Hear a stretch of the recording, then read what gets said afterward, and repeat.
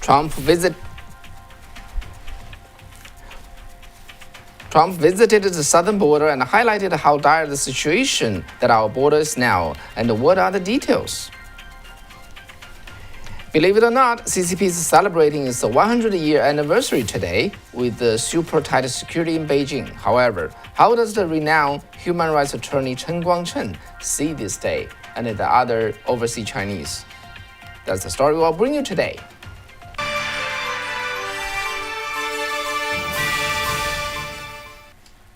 Welcome to Wei and Kathy show. So today we will bring you two pieces of news. So first of all, former President Trump today visited the border with Texas Governor Greg Abbott, and as well as some GOP congressional members. He also received a security border briefing with Texas state officials.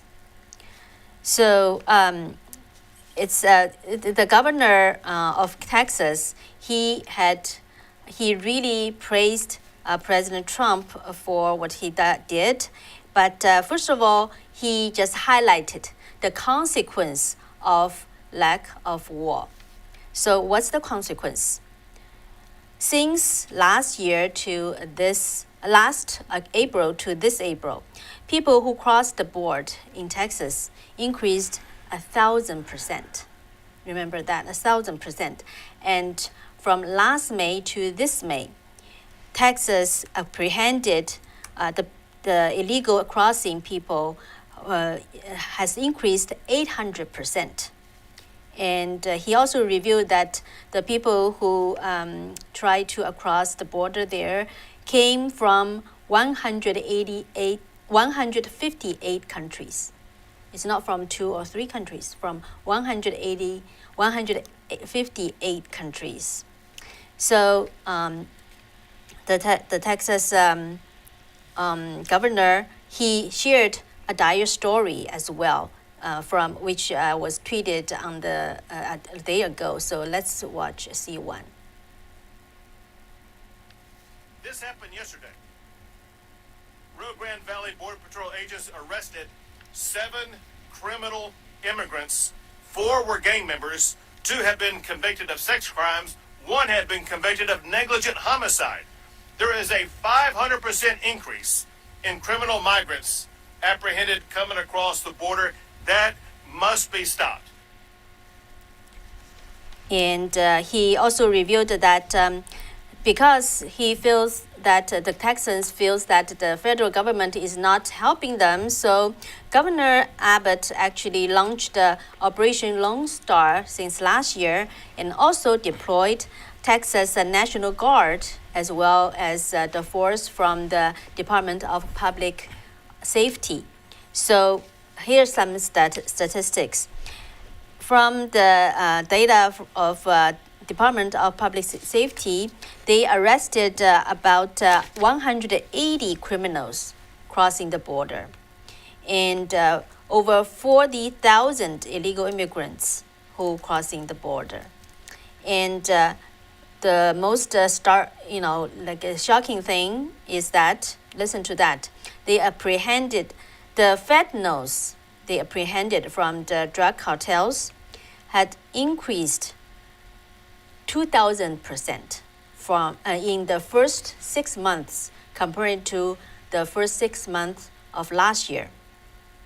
So the director of Department of Public Safety, Stephen McCraw, he said, the drug problem, the fentanyl, just only a little bit can kill a person.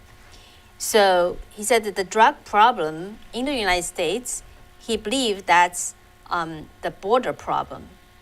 And so the governor of Texas, he actually really appreciated President Trump for what he did. So let's watch C2. We know that the person who led the charge to get us here in the first place, a person who loves Texans, who loves America, and he puts Texans and Americans first, and that is the man who began to build the wall, the man who did more to secure the border than anybody and any president ever has, and that is President Donald J. Trump. Right. So President Trump, mostly he listened to the briefings, and then he also did some remarks. And the one thing I noticed that he really, knows about the border, especially the border wall. The place they had this press conference is like the between the walls. The gap. Yeah, the gap. And he pointed out one detail. Let's watch C3. Have to get a paint job on the wall. It doesn't sound very elegant, right? The wall is a steel wall with very powerful concrete, 5,000-pound concrete in each bollard. And then in that you have rebar, very powerful rebar. It's very, very hard to cut, very hard to do anything about. And we have to get that painted now.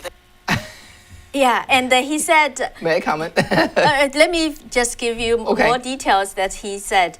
He said have to paint the wall in what color? Can you guess? What color? In black. In black. Yeah, Why? so that it's gonna be so hot. Black, it will Yeah, right. gets And most. you don't wanna and touch then it? people cannot touch it. Oh, they don't if touch they it. try to climb. Okay. So he the just this one detail he pointed out, I just found it tells something. So what's your comment? My comment is, you think President Trump's job is a president? He's a politician. He's a banker. He's an investor. No, this guy's native job is a builder. Right. Okay, so I did this the book, the book reading of his bio, right? What's the book? The Art of the Deal. Art of the Deal. And I had another, a YouTuber. Okay, we produced this, I think, 12 episode of Art of the Deal. And we put that in a membership site, which was very well received, okay? So through that, I know that President Trump was just going to the work yard or construction site when he was really this little, all right? So he learned how to build things from very young.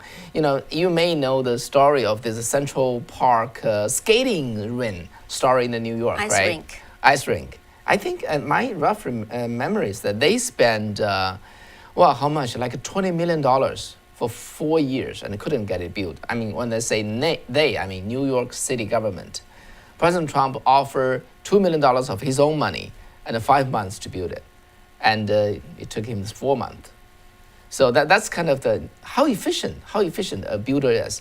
So when we're talking about building a wall, right, this, I think it's about 1,200 miles wall if completed, all right, to secure the 1900, border, because some border are just made up by the river. You don't need to build a wall there. It's a all right? natural barrier. And also talking about this infrastructure thing, right? That President Biden now is taking over, or is carrying over on his back. You got President Trump, who was a builder, who has been a builder. If in his hand, the infrastructure project, in my knowledge and in my opinion, will be fantastic. Will be saving a lot of money and making a lot of money, and the wall will be really, really efficiently done. Right. It just, following, piggyback on what you just said, the infrastructure bill, it was called by the Biden administration called the job bill, right? But however, some of the private sectors are, criticizing that they already, for those private sectors, have more jobs than the people who can do the jobs. So they are talking about the infrastructure bill that's gonna give more government jobs, which gonna compete laborers with the private sectors. Yeah. So do you really want to people to do more government job or employed by those private sectors? Anyway,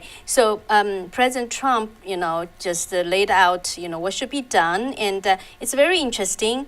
Some of the established media, like Washington Post, starting to criticize the Biden administration, saying that the Biden administration has struggled to find its footing on border crisis. So the Washington Post reported that in the earlier months of his presidency, Biden's team stumbled with a surge of unaccompanied minors crossing the border as shelters became overwhelmed and the officials strained to process process the influx of children.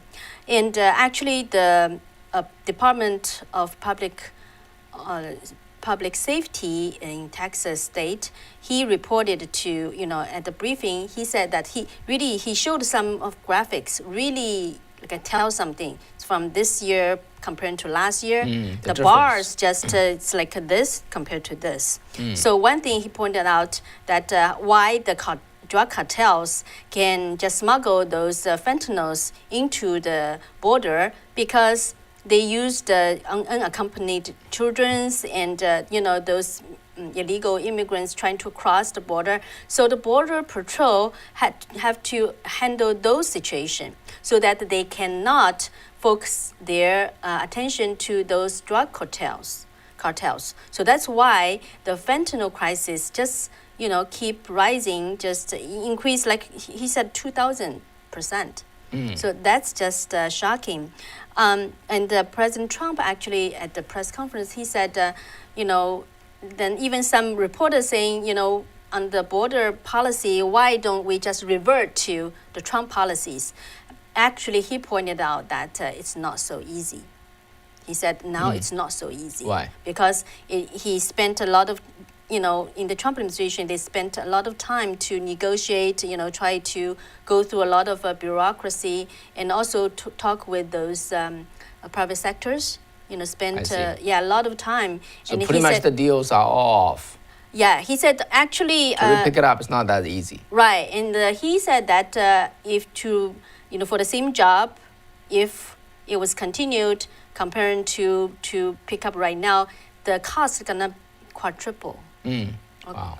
Okay, so yeah, it's unfortunate, but it looks like the Texans are really taking the job on their hands now. Yeah. So Texas is, I think they're allocating $250 million, right? Right. Of their own money, try to secure the border, and then they're asking other states to chip in, and there's several states already did, including Florida, Iowa, and yeah, it's just at least we gotta know the truth, right? We gotta know what the fact, what is happening there, and all right, so that's that.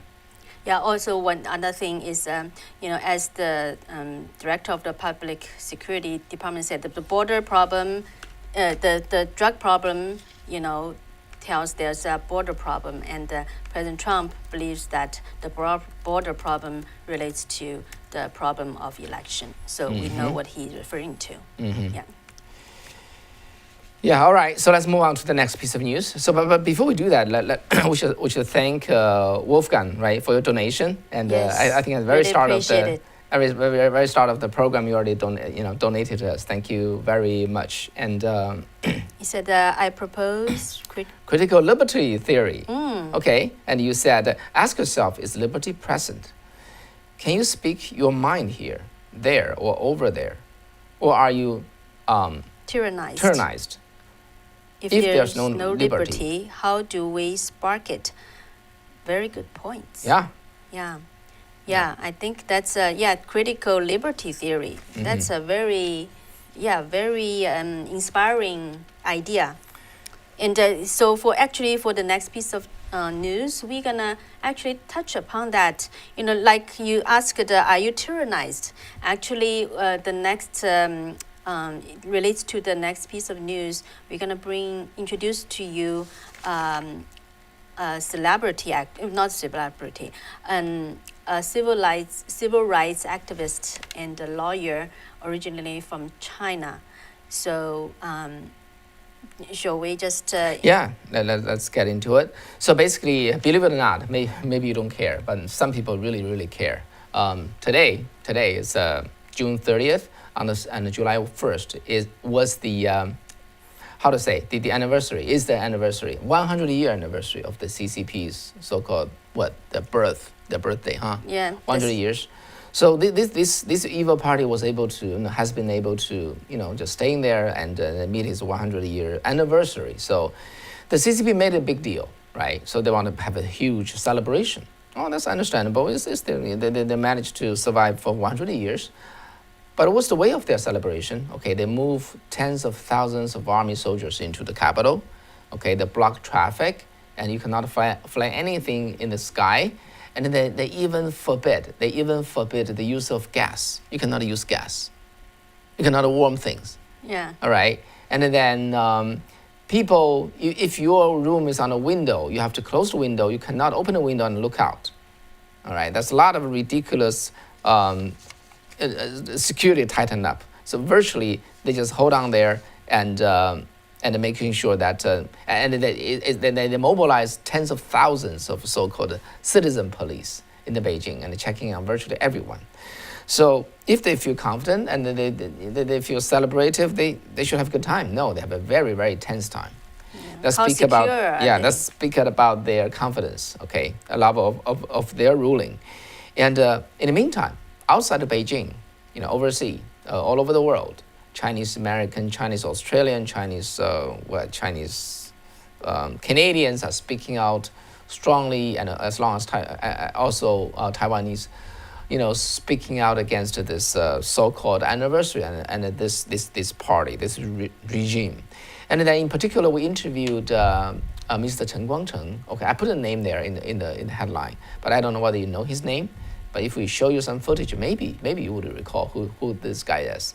He is a blind human rights attorney, and he has been working on the birth control 计划生育, how does it plan? It's the one-child policy. Yeah, he actually learned law in China by himself. Yeah. And defend those people who are vulnerable, especially the victims of the China's CCP's one-child policy. Yeah. Yeah. First, in the first phase of his life, he didn't get to any school before 18-year-old.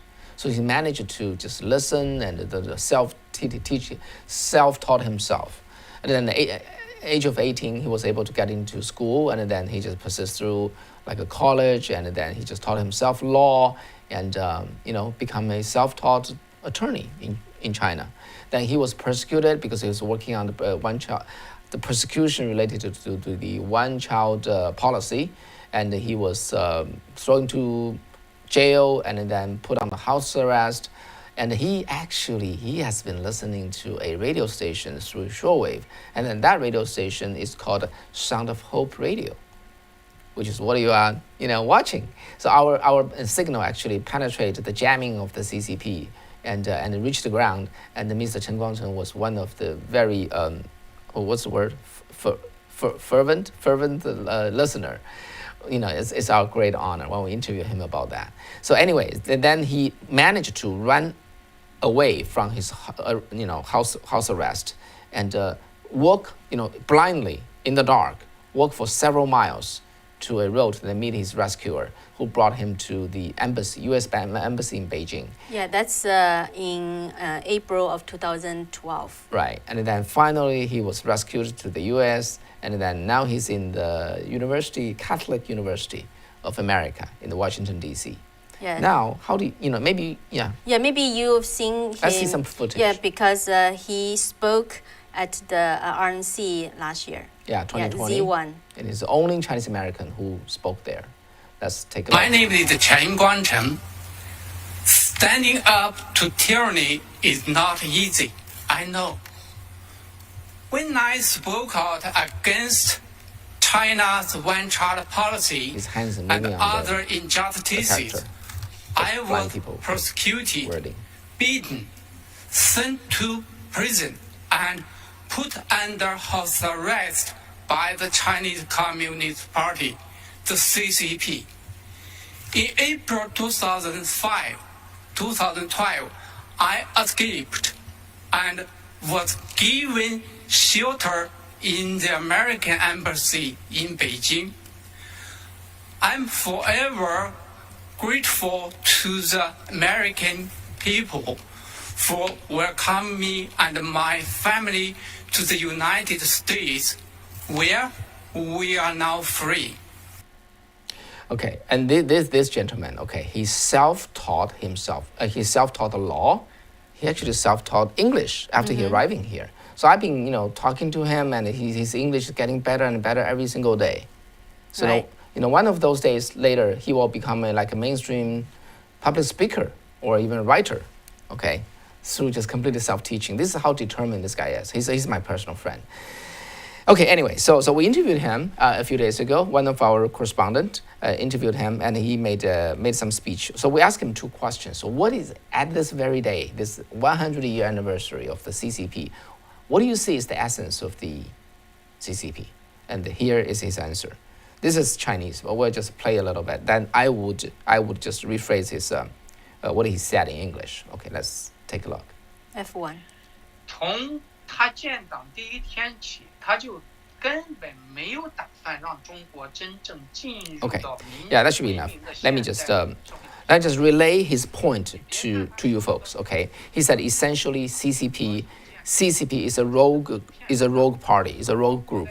Okay, so from his day one, it never intended for China to have democracy or have a modern political system. However, it's about like 70, 80 years ago in the Yan'an, in the when CCP was still like kind of in the what was weak, and was in the opposition party, and then they advocated so much that we want American style, it's a democracy. Okay, that's what they were advocating. He said that's completely lie, because if they indeed want that, okay, they would put that into the CCP's party constitution. They never did. There's no freedom, there's no liberty, there's no democracy, there's no modern political system. CCP's sole goal is to grab power and serve its own self-interest. Okay. However, after it successfully grabbed the power, it really brought unspeakable disaster to the China. Among all the others, one thing he particularly pointed out, he says the moral value. China lost its moral. Okay, one example is on the one-child policy. Okay, he said in the last 35 years of execution of the one-child policy, 400 million babies were gone. 400 million babies. All right, and then in China, the one-child policy taught Chinese people to disrespect life. Yeah, so that's even... People die, it doesn't matter. Yeah, even just, it's more than just the life. It's really destroyed the concept of respecting life in China. Yeah, if I describe this to you, I think you won't believe it, but this is in the Cheng Guangcheng, Mr. Cheng Guangcheng's word. He said in China, a car running over a pedestrian, you could just stand by and just watch and don't do anything about it. It's not only he said it, he actually was speaking the facts. It happened that there was a baby actually was run over by a truck, and then people just stand by, onlooking, not doing anything. And in one incident, because it's not only one instance, another incident is just that another car just drove by and run over again. So that's what's happening in China. Yeah, Ms. Chen also said CCP is the spell of the evil upon China. Okay, and in the 1980s, the CCP started its reform and reforming and openness, and the youth and many Chinese people think that's right. But think about it, he said, it's not what you think. Okay, after usurping the power of China, CCP pretty much just really subdue China and the Chinese people, and just bind them up. They cannot move anything. They cannot do anything in culture. They cannot do anything in economics, in economy. Because in China, back then in the 3 or 4 decades ago, you cannot even raise a chicken at your home. You cannot raise pigs because that's trading. Trading is a capitalist crime. You cannot do that. They're going to arrest you for doing that. So in that way, CCP was managed to run China really into ruins. Okay, in the 1980s, and the Chinese economy was in such an abyss, situation that it got so poor. That's when it started to open up. So-called in 1980, he said the essence of the openness is actually just loosen up the binding a little bit. So that Chinese people can get a little room to move around. That's so-called reform. He said that's not a reform. That's the original state of the freedom people should have. And they didn't give the full freedom back. And then he said, as long as the CCP's crime, will be written in history, will be recalled, and the CCP, they would never bring any freedom, justice, fairness, or democracy to China. What they bring will be greed, shame, and corruption. Okay, that's the first thing. He went on to say something else. Okay, the second question that we ask him is about now CCP seems to be under siege, right? Because what they did in Hong Kong, because what they did in the on the coronavirus, and people are really have very negative point of view on CCP now. And the Pew Research just did a survey, right? They just finished it, they did 3 months, and then the public opinion about China was so terrible. Here they should do a public survey on CCP, but it's to most people it's hard to separate the CCP from China, but although I believe that's very, very essential. Anyway, so Cheng Guangcheng, Mr. Cheng said, our question to him is, how do you see this CCP is under siege? What will be the future? Mr. Cheng said this. He said CCP was a wolf dressed in the sheepskin. Now it's showing its true face. The whole world has learned that through the COVID-19, and the CCP is able to harm the world. He said for certain Western politicians, okay, they were watching the fire. When they see how CCP hurt Chinese people, they were watching the fire from across the bank. They think, well, that's just their stuff, okay? We're not impacted. When something like that happened, the persecution, we can just just call out for human rights and do some lip service, and that's enough. We'll still do trading with them. And Mr. Chen said, however, COVID-19 showed them that that's not the case. The harm does not stop at the border, okay? And then now, also with the infiltration and in the U.S. and disrupt the international rule and stealing the intellectual property, the world have come to learn that have a quantum leap in understanding what type of nature CCP is. And then President Trump, especially in his 4 years, he was able to expose the crime and the true nature of the CCP on the table. So all people, pretty much most people, has come to understand what CCP is. That's very, very important, because in the Western world, in the Western democracy, if the people doesn't like CCP, the politicians have to follow, otherwise they don't have their votes. Okay, because of that, he said now the situation is the CCP is finally facing real opposition. He called for everybody to be brave and take this opportunity and eliminate the evil ruling of the CCP in China.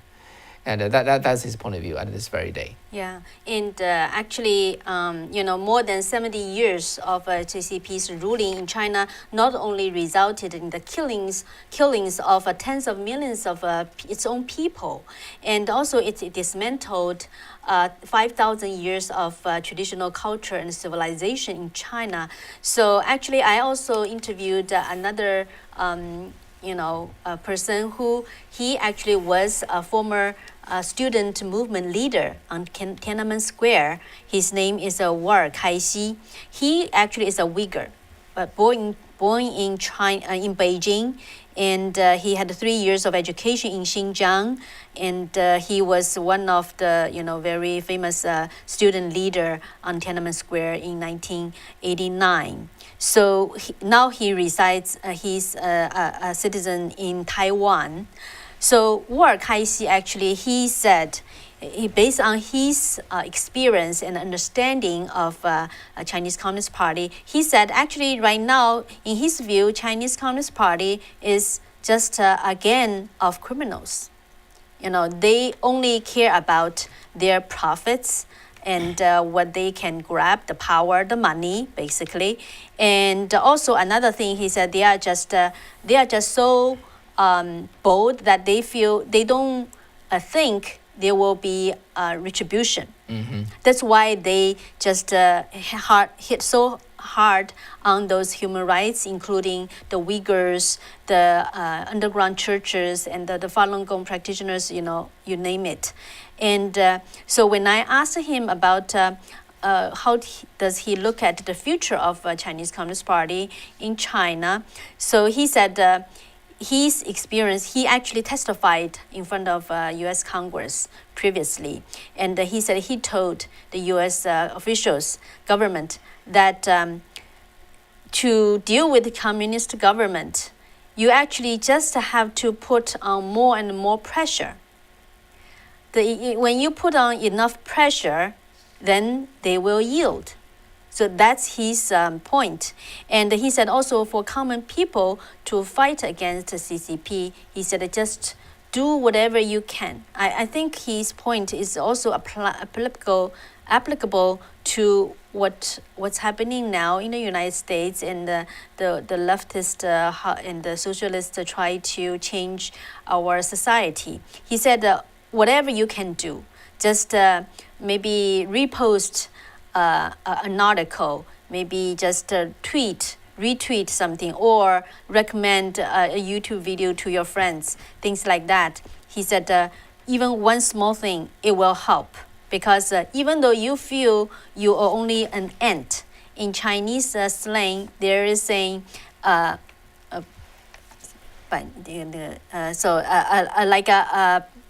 a huge dam will collapse, starting with just one bite of the ant. Or one bite of the ant. One bite at a time. Right. So, those two, two people, they had personal experience living under CCP's tyranny, and what they shared, it's really from their heart.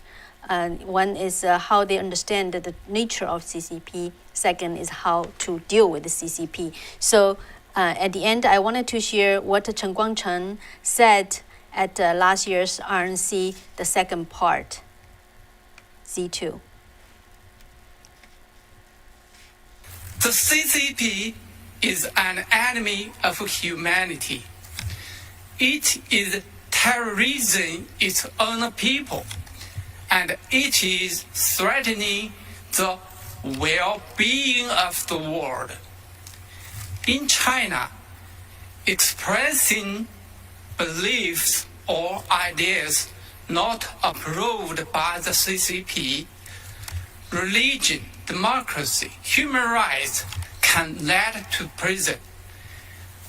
The nation lives under mass surveillance and censorship. The U.S. must use its values of freedom, democracy, and the rule of law to gather a coalition of other democracies to stop CCP's aggression. Yeah, so basically, it's the reason why we talk to you so much about the CCP while we're in the US, right? Some of you may ask, so why you guys keep talking about CCP in China? Because it is interrelated, okay? Many things that is happening in this country is interrelated to the CCP. And or it share the same root, which is the communism. Right. It does not take the name of communism, so become hard to recognize, especially our young children. They don't recognize it. So they got misled. Our country, this United States of America, our people have to relearn that what we learned back in China. I think that's very, very necessary. And only, we have to know the truth. Truth will set us free. So I think, so I think that's very important. If we know enough about how communism think and move and change things and assert power, then we will stop it when the time is, when the time is up for us. Yeah, and I think we also get, I saw the comments from the second initiate. Yeah, Soros is just also destroying my home country of Armenia. So I'm fearlessly in Antifa's face. Yeah, so, people like from China, Communist China, Armenia, I think really feel so strongly about why we need to know about those communists and communism, so that we can really understand what's going on in this country and how we defend our freedom and liberty. And still, again, I just want to ask our viewers, our friends here, that be brave and be outspoken, because we still have the chance. Yeah, and, fearless. Yeah, because this is still free land. This is still free land. By our past life experience, we know that this is still free land where we can speak. Just overcome that little bit of fear, and say the right thing and do the right thing. And also, Jean Bradbury, and you said, yes, we and Kathy are the best of Americans. Oh, thank you. Thank you. And are also great Chinese heroes at the same time. Thank you very much. Yeah, we don't know whether we are heroes, but we know we have to be truthful. Yeah. And say what do we need to say. And maybe what we know and what we experienced, maybe that's our mission, and to share with our fellow Americans at this special time. Okay, the ending joke. All right. Okay. So back then, actually, in the Soviet Union is just same as China for decades. Okay, China only not become not so poor after they do this reform. Basically, just walking back on the path of communism, right? But Just anyway, loosen up. but the poverty basically exists with every socialist country, and so a farmer workers was greeting the supreme leader Joseph Stalin at his potato farm. All right, Comrade Stalin, he said, we have so many potatoes that piled on top of each other on the other, they would reach all the way to God. Wow. Yeah, so the farmer was very excited. But Stalin wasn't happy. Stalin said, but in our country, God does not exist. So the farmer said, exactly, neither do the potatoes.